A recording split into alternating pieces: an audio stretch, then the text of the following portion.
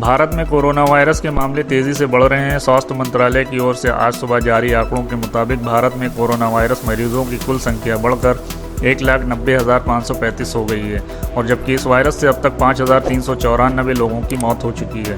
हालांकि राहत की बात यह है कि 91,819 मरीज कोरोना को मात देने में कामयाब हुए हैं। वहीं पिछले 24 घंटों की बात की जाए तो पिछले 24 घंटों में 8,392 नए मामले सामने आए हैं। वहीं 230 लोगों की मौत हुई है। यह एक दिन में आए अब तक के सबसे ज़्यादा मामले हैं। रिकवरी रेट 48.19% हो गया है। बता दें कि देश में आज से लॉकडाउन का पहला चरण शुरू हो रहा है। WHO के अनुसार भारत कोरोना वायरस से संक्रमित प्रभावित देशों में 7वें नंबर पर आ गया है। John Hopkins corona virus tracker के अनुसार भारत 1,89,765 मामलों के साथ 7वें स्थान पर आ गया है। इससे आगे रहने वाले देशों में इटली 2,33,019 के साथ है और इसके बाद फ्रांस है जहां 1,88,752 मामले हैं। मंत्रालय ने कहा कि सक्रिय कोविड-19 मामलों की संख्या 89,995 है जबकि 86,983 लोग ठीक हो चुके हैं और एक मरीज देश के बाहर चला गया। स्वास्थ्य मंत्रालय के एक वरिष्ठ अधिकारी ने कहा, इस प्रकार जब तक लगभग 47.76% मरीज ठीक हो चुके हैं। मंत्रालय ने कहा कि पिछले 24 घंटों में 4614 मरीज ठीक हुए। मंत्रालय ने कहा कि कोविड-19 की रोकथाम और प्रबंधन के लिए राज्यों केंद्र शासित प्रदेशों के साथ कई कदम उठा रही है। मंत्रालय ने यह भी कहा कि इनकी नियमित समीक्षा और निगरानी उच्चतम स्तर पर की जा रही है। कुल कन्फर्म मामलों में विदेशी नागरिक भी शामिल हैं।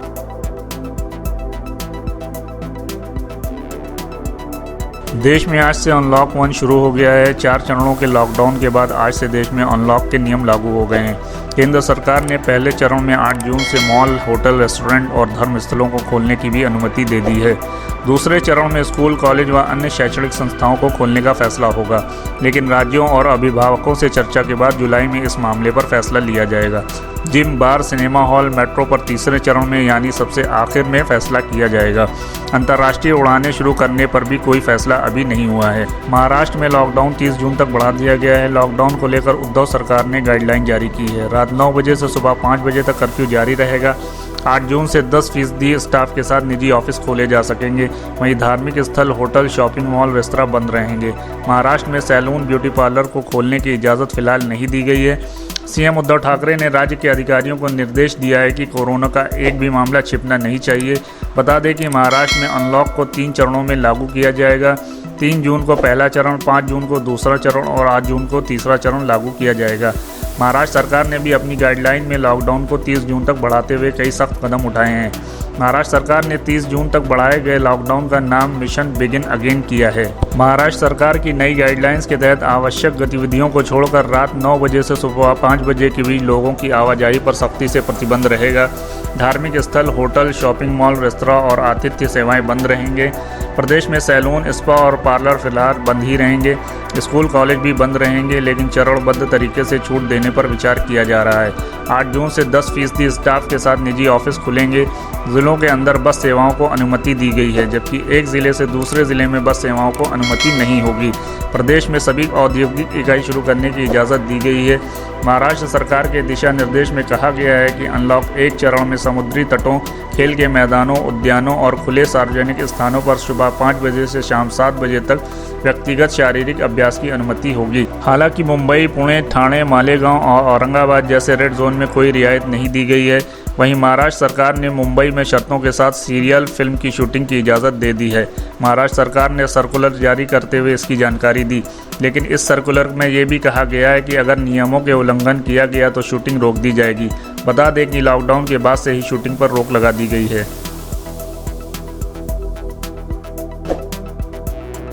उत्तर प्रदेश सरकार ने अनलॉक 1 की एडवाइजरी जारी कर दी है। कंटेनमेंट जोन में सख्ती जारी रहेगी। अनलॉक 1 के पहले फेज़ में 8 जून से सभी धार्मिक स्थल, रेस्टोरेंट्स, होटल और मॉल को खोलने की इजाज़त दी गई है। प्रदेश में अब बाजार सुबह 9 बजे से रात 9 बजे तक खुलेंगे। इसके साथ ही सैलून और ब्यूटी पार्लर भी खोले जा सकेंगे, लेकिन सभी कंटेनमेंट जोन में सख्ती पहले की तरह जारी रहेगी। उत्तर प्रदेश सरकार द्वारा जारी की गई गाइडलाइंस के अनुसार 8 जून से शॉपिंग मॉल्स और होटल, रेस्टोरेंट खुलेंगे। कंटेनमेंट जोन के बाहर धार्मिक स्थल खोले जा सकेंगे। बाजार सुबह 9 बजे से रात 9 बजे तक खुलेंगे। सब्जी मंडी सुबह 6 बजे से 9 बजे तक खुलेगी। फल मंडी सुबह 8 बजे से रात 8 बजे तक खुलेगी। सैलून खुलेंगे, लेकिन कर्मचारी फेस मास्क लगाएंगे। बारात घर में 30 से ज़्यादा लोग ना हों। बारात घर में हथियार ले जाने पर पाबंदी रहेगी।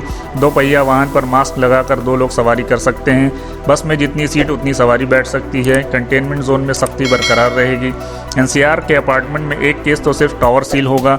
नोएडा गाजियाबाद में स्थानीय प्रशासन फैसला लेगा। पार्कों में सुबह और शाम की सैर की अनुमति होगी।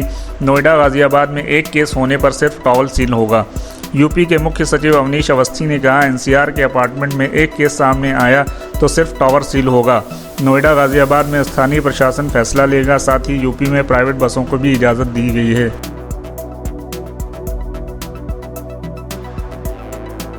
कोरोना महामारी के दौर में भी चीन सीमा पर अपनी हरकतों से बाज नहीं आ रहा है। पिछले महीने सिक्किम और लद्दाख में भारतीय और चीनी जवानों के बीच झड़प के कई मामले सामने आए थे, जिसके बाद से ही सीमा पर विवाद जारी है। हालांकि सरकार ने साफ कर दिया है कि प्रोटोकॉल के हिसाब से सभी मामलों को सुलझा लिया गया है। इस बीच बीजेपी के राज्यसभा सांसद सुब्रमण्यम स्वामी ने अपनी ही सरकार पर निशाना साधा है। सुब्रमण्यम स्वामी ने ट्वीट करते हुए लिखा, ये वक्त है कि मोदी सरकार यह स्वीकार करे कि उसकी विदेश नीति कटघरे में है। इसके साथ ही अब इसे रीसेट करने की ज़रूरत है। उनके इस ट्वीट पर एक यूज़र ने लिखा कि आखिरकार किसी ने सच बोला। ये सच बोलने के लिए आपके साहस की प्रशंसा होनी चाहिए। इस पर जवाब देते हुए स्वामी ने कहा कि बीजेपी भारत में सबसे बड़ी लोकतांत्रिक पार्टी है, क्योंकि इसका परिवार आधारित नेतृत्व नहीं है। बीजेपी की स्पष्ट विचारधारा है। ये कोई पहला मौका नहीं है जब सुब्रमण्यम स्वामी ने मोदी सरकार पर निशाना साधा है। इससे पहले भी वो कई बार सरकार पर हमला कर चुके हैं। कुछ दिनों पहले उन्होंने रामायण और महाभारत को लेकर एक ट्वीट किया था। उन्होंने लिखा कि ज्ञानी रावण और योद्धा दुर्योधन से कहाँ चूक हो गई।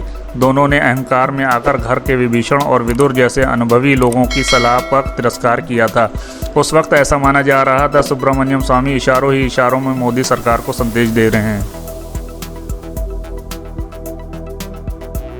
भारतीय हरफनमौला क्रिकेटर हार्दिक पांड्या ने रविवार शाम अपने फैंस को एक खुशखबरी दी। हार्दिक पांड्या जल्दी पिता बनने वाले हैं। हार्दिक पांड्या और उनकी हमसफर नताशा जल्दी ही माता पिता बनने वाले हैं।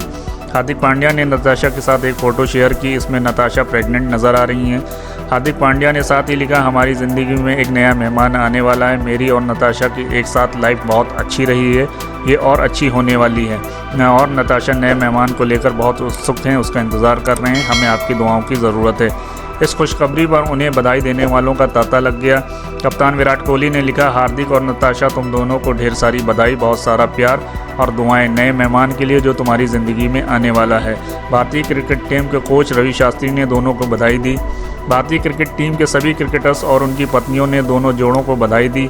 टेनिस खिलाड़ी सानिया मिर्ज़ा ने भी उन्हें बधाई दी। यही नहीं, बॉलीवुड कनेक्शन होने के नाते अधिकतर बॉलीवुड से जुड़े लोगों ने उन्हें बधाइयाँ दी। सुनील शेट्टी, गुरु रंधावा, सोफिया चौधरी आदि सेलेब्स ने उन्हें बधाई दी। नताशा और हार्दिक पांड्या काफ़ी समय से एक दूसरे को डेट कर रहे थे और दोनों ने 1 जनवरी 2020 को सगाई रचाई थी। इससे पहले नताशा टीवी एक्टर एली गोनी को डेट कर रही थी और दोनों ने रियलिटी शो में भी साथ में काम किया था। एली गोनी ने नताशा को इस खुशखबरी के लिए बधाई देते हुए एक इमोजी शेयर किया।